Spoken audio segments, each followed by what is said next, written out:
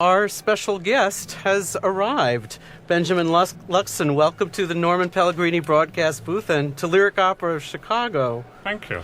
It's great to be here. It's wonderful to have you with us. I wanted to start out by asking you, what do you view as the greatest strengths of this piece, of which we've now heard two acts?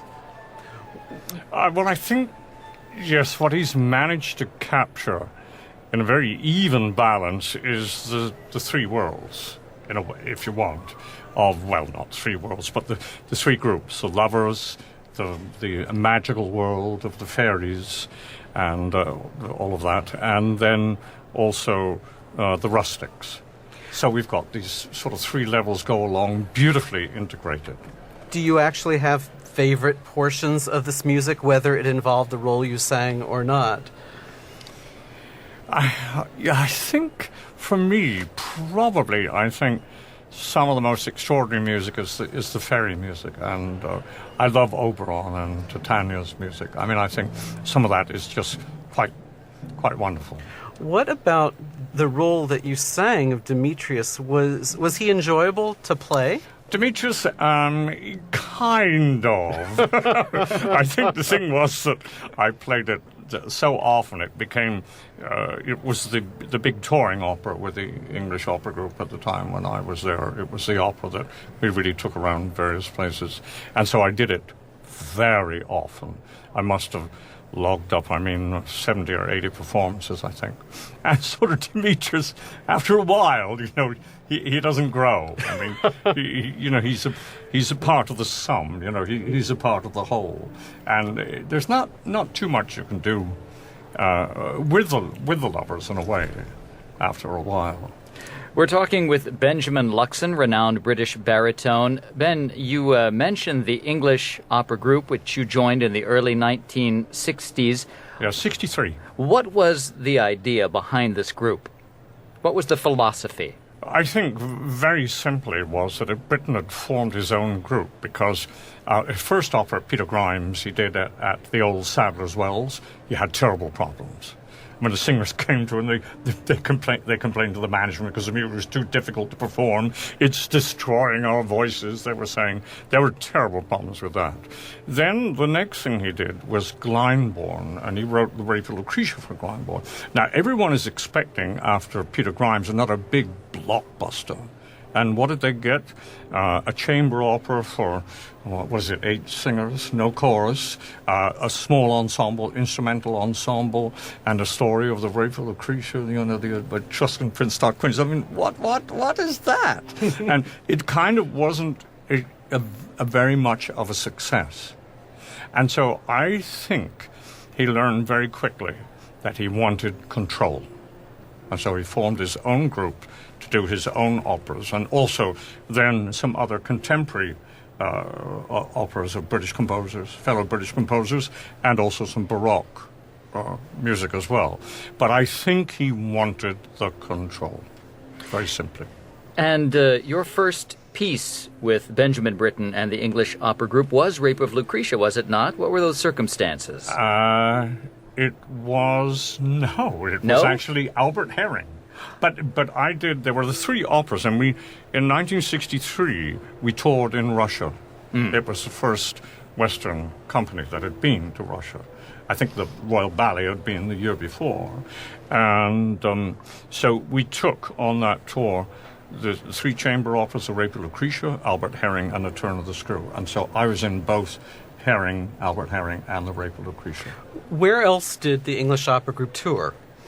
Well, we toured, and then after that, we did a production very soon after that of this Midsummer Night's Dream, and that we toured. In actual fact, the first time we went to the World Fair in Montreal. Now I can't remember what year that Expo was. 67. I think it was around about 70. Around 71 or 2, something there. And then we toured throughout Europe, in France and Belgium, Holland. And then, of course, we also, that was the only real opera, of the, what I would call the stage operas. Then we went into the church operas, and we toured them all over the place. When you when you joined the English opera group, this piece was really only a couple of years old. It had only been done in 1960, it premiered. Yes, it was 60. So was it totally fresh and new to you? Did you have any sense of it before you dived into it? Was it just a totally brand new piece for all of you? Yes, mostly. The funny thing about that for me was it was the very beginning of my career, and I was diving into everything. I mean, I didn't know anything. It was all very new to me. Now, you did work with Britten for a long time. Yes. And he actually wrote an opera for you, Owen Wingrave. Yeah. He conducted you many times in various performances. What was he like to work with? Terrifying. In what way? He was going to be terrifying. He heard everything that was going on. He knew exactly how you were singing. He also knew exactly your capabilities. And so there one was always under the spotlight, even though, of course, I became one of his sort of inner group of singers. And so that was a huge compliment. And then to have him write something for me was an amazing compliment. But still, one felt very exposed under that musical eye of his and that mind. What was he like when he would give you a criticism? Was it very quiet, or was it aggressive? Or? No, he was very quiet. He was very quiet, and he was actually very kind to the singers that he liked. He was never really nasty to people, but he would get... I think things that upset him were things like the production. If productions weren't going well or things he didn't like, then he could become extremely... I call it inky, like the octopus putting out the black ink. And everyone trod very carefully. When you listen to recordings of Benjamin Britten at the piano, you realize what a supremely musical being he was. He wasn't known as a conductor of a lot of works. I mean, he wasn't one of these composers who conducts many other composers' works. A few here and there. Yes. What was he like as a conductor to work with? Quite wonderful. I mean, he wasn't, for instance, a conductor like Bernstein was, for instance, who was famous for his Mahler conducting and general symphony orchestra conducting. He really only conducted his operas and occasionally something that would interest him. But as a performer, of course, he was extremely nervous. And I think he was pretty well physically ill nearly every time he had to actually get up and perform. But as a conductor, he was just wonderful.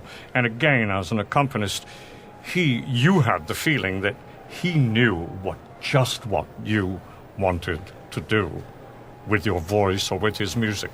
And I have the feeling that he was giving you all of that in the way in which he conducted and the way in which he played the piano. What about when he was actually writing a role for you? Was it a real collaboration, or did you just take everything he gave to you? No, there was no collaboration. Oh. There was no collaboration. There would have been collaboration with his librettist. That was extremely important for him. But otherwise, no, he did not consult his singers because he knew their voices probably better than they did.